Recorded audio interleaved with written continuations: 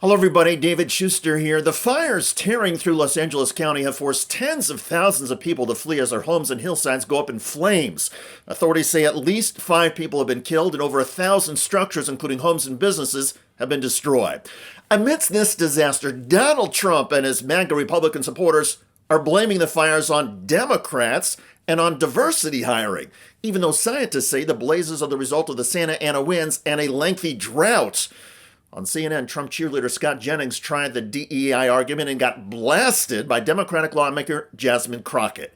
Watch. I'm wondering now, if your house is burning down, how much do you care what color the firefighters you are? can respond and then we'll... Listen, I am so tired. You know what? There was an article that just came out that said that actually the most educated demographic in this country right now is black women. So let me be clear.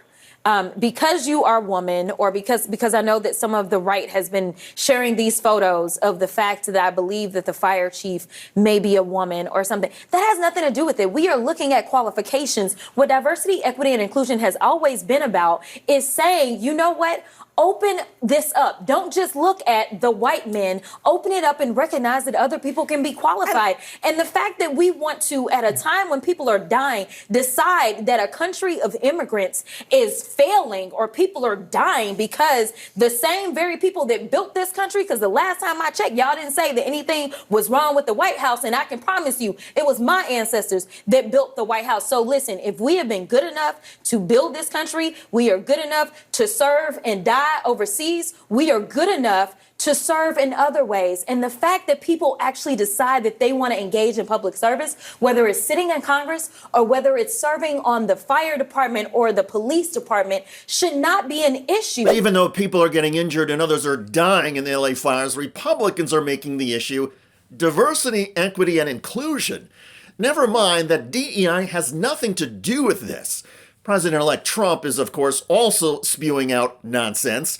Instead of showing any semblance of understanding, compassion, or leadership, Trump is issuing statements blaming the fire disaster on California Governor Gavin Newsom. He said on Truth Social, quote, Governor Gavin Newsom refused to sign the water restoration declaration put before him that would have allowed millions of gallons of water from excess rain and snow melt from the north to flow daily into many parts of California, including the areas that are currently burning in virtually apocalyptic way, and saying, quote, he is the blame for this. Newsom is to blame for this. Well, wildlife protection and water politics have hung over California for a long time, but Trump's claim that Newsom refused to sign a water restoration declaration is fiction. No such document exists. We checked. There was an effort in the Bay between San Francisco and Oakland to channel water to protect an endangered fish, but that is in Northern California, 400 miles away from Los Angeles, which is in Southern California. In other words, Donald Trump is making things up and spreading misinformation. Again, the LA fires have nothing to do with how much snow melt has been allowed to flow across parts of Northern California. The future president is seemingly trying to start a feud with the governor of a state in the middle of a crisis, a crisis that is being driven by Santa Ana winds. And the fact that it hasn't rained. And it hasn't rained. It's been very dry in California. This is a dynamic that has existed in this state forever. It's why, it is a beautiful state, and it is also a state of tragedy repeatedly. Tragedy is also a good word, though, to apply to Donald Trump. Instead of offering help and compassion while people are literally running for their lives, Donald Trump is exploiting the disaster to try and score political points. Trump could be using his position as president-elect to show decency and leadership. But even as people are dying and others are losing their homes and businesses, Donald Trump only seems to care about misinforming and dividing the American public. And that is truly sick. Usually what happens, as we all know, when there is a national and natural disaster is that you reach out to the leaders of the state, you offer them public support and assistance, you say good things about them. Now is usually not the time for politics. But as we all know, we have lived through this once. That is not usually how Donald Trump operates. There had been reporting, even recent reporting, that said that during past natural disasters, when Donald Trump was in office, that he would ask his team how many people supported him in that state and what else they could do for him in order to receive federal funds and federal assistance. Thankfully, the people in California fighting the fires and bringing in relief and aid are not separating residents or communities by their political affiliation. Everybody on the fire line is getting a response. Everybody who has lost a home or business or family member is getting support regardless of the political affiliation. That response of helping somebody simply because they are a human being, that is how it should be. California Governor Gavin Newsom knows that and is living that. Amidst the smoke and the flames, he is leading, showing compassion, and staying calm even when asked about Donald Trump. I hate to even ask this question, but the president-elect chose to attack you, blame you for this. One can't even respond to it. I mean, people are literally fleeing. People have lost their lives. Kids lost their schools. Families completely torn asunder. Churches burned down.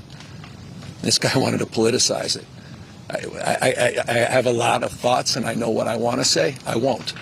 I stood next to a president of the United States of America today, and I was proud to be with Joe Biden. And he had the backs of every single person in this community. He didn't play politics, didn't try to divide any of us. Earlier in the day, Biden and Newsom met to talk about how to assist Southern California. They did not talk about politics or blame.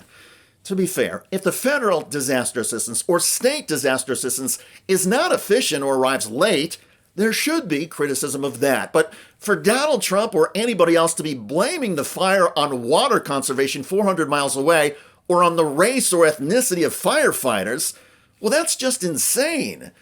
And it underscores that in a crisis, the Trump-led Republican Party cannot be counted on to show even a modicum of decency.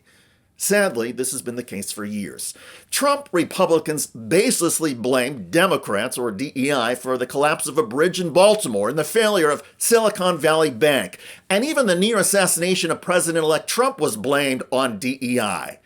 It is all total nonsense. But it is a reminder that if you or your community finds yourself in the midst of a disaster, the first reaction from Trump Republicans will not be to try and help you, but rather to try and exploit your misery and further divide America politically. And let's be clear, tragedy does not distinguish between Republicans and Democrats. Actor James Wood voted for Donald Trump on CNN. He spoke about some neighbors, including an elderly neighbor, and the fire's impact on their street. There was so much chaos. It was like an inferno. Every house was on fire around us. And he got him out, and the house burned down about an hour later. He would have been in there alone. It was just... And then Robert called us and told us that house had gone, and the house below that, and then the house on the other side. And then at 11:49 last night, all the smoke alarms in our house alerted our phones that our house that we had just renovated for 3 years and had just finally moved into about 3 months ago. All the smoke alarms are going off, so that's hardly a good sign. So I'm not sure, but it wouldn't make any difference because the whole street's burned down. So I mean, even if you go back to your home, James Woods lost his home. He and everybody else who have been affected by the LA fire deserves compassion and support. Regrettably, that seems too much to ask of Donald Trump. By the way, Donald Trump has infuriated many Canadians over the past couple of weeks, including a member of parliament who just shredded Trump in epic fashion. Newsflash, Donald Trump, we are not aspiring to be a 51st state. We are already a sovereign country. We are a nation. And anytime anyone looks around the world for the top 10 places to live, Canada's in the top half of the top 10, always. The United States? Never. Check out that video at the link below. I'm David Shuster. Thanks for joining us.